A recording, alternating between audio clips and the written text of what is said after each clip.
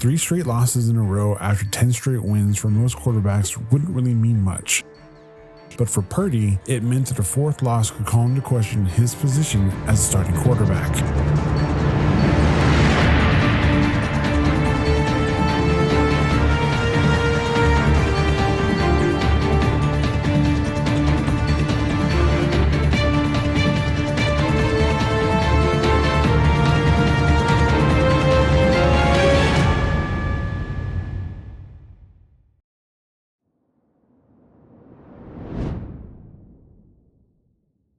One of the things I told myself when I started this series was this: no matter what happens, stay objective. If Purdy does well, call it out. But if Purdy does bad, call it out just as much. In the last episode, I didn't try to hide the fact that as a team, the Niners lost 3 straight games. But what I wasn't going to do was lay the blame directly at Purdy's feet. Purdy was being blamed for every loss, so much so that he was being referred to as the Niners' weak link. Time for some objectivity. In the Browns game, he wasn't the same Purdy as we had seen, and he didn't have a great game. But he drove the team down the field, set them up in good position to win the game with a field goal, but the kicker just missed. In the Vikings game, he played well, but then likely suffered a concussion on a quarterback sneak and then threw 2 interceptions, and the Niners lost. And then in the Bengals game, Purdy didn't play as great as the stats would suggest, although he still played decent considering that he was most likely still recovering from that hit he took in the previous week. But would I lay the blame directly at Purdy's feet for all 3 of those losses? No,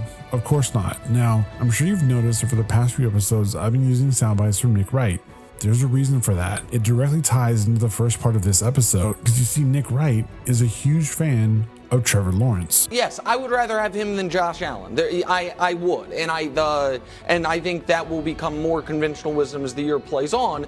But I just the other day we did a whole Justin Herbert needs to be better and Wilds quarterback wins guy, and then threw out there that Trevor's not ahead of Justin Herbert. I just don't understand how to square that. At one point during the season, I asked myself, why do you continue to watch this show?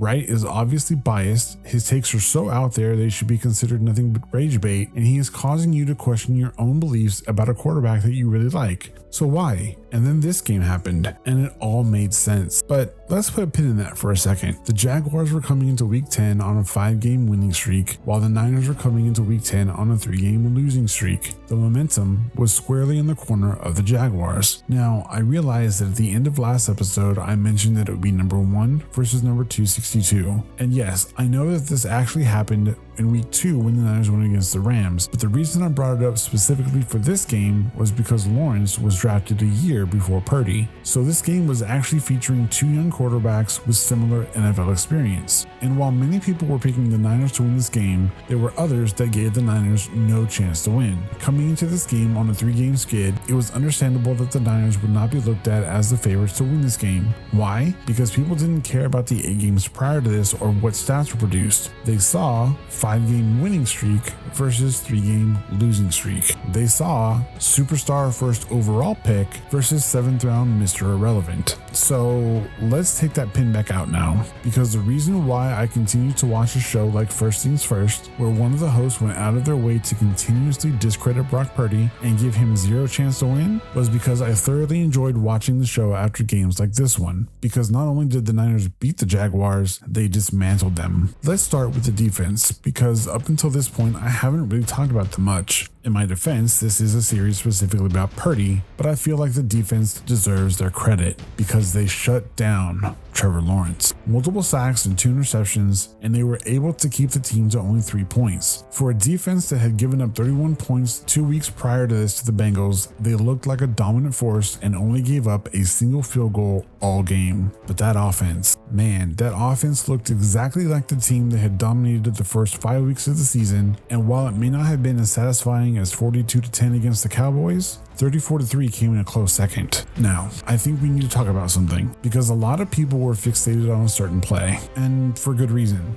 but I can almost guarantee it's probably not the play you think it's going to be. Let's make no mistake. Purdy's touchdown to Kittle is one of the most amazing throws I have ever seen. The pocket was almost completely collapsed, which meant he had no space to step into that throw. So the fact that he was even able to throw it is crazy in and of itself. And then to watch it land directly into Kittle's arms while he was in stride, allowing him to get into the end zone untouched, simply amazing. But no, it was actually the first touchdown that I wanted to highlight. Now, anyone who knows anything about football knows that it was one of the worst decisions that Purdy's ever made. I mean, both him and Shanahan both said as much during the press conference after the game. On Purdy's first touchdown pass, was that like a no-no guess? Yeah, that was honestly one of, I can say this because he played his ass, played well, but that was like one of his worst decisions I think he's made since he's been here.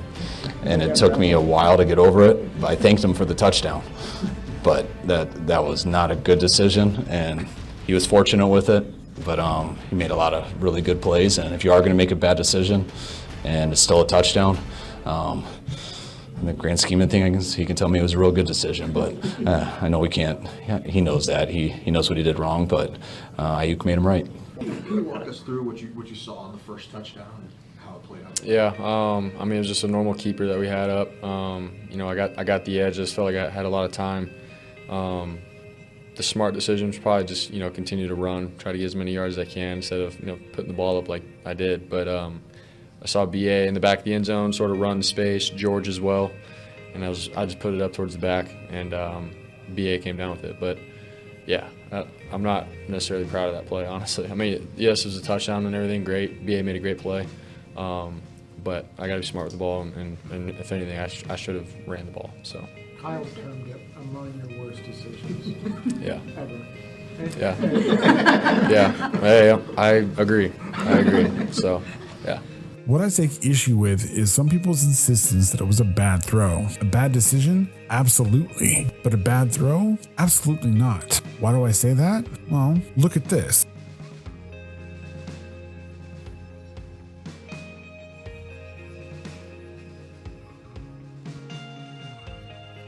Now, look at this.